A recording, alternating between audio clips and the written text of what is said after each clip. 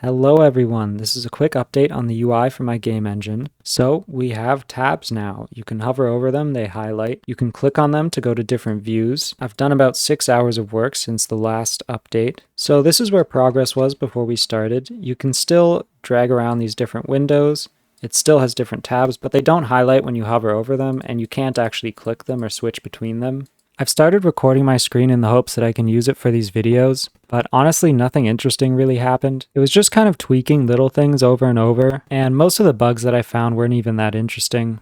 I do have the benefit of knowing exactly how long I've been working on stuff, and I also get these time lapses, which are kind of cool.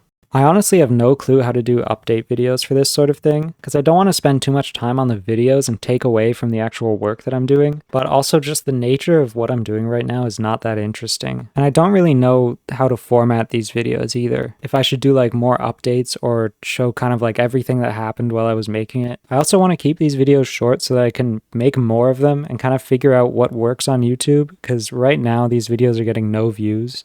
But yeah, that's about it.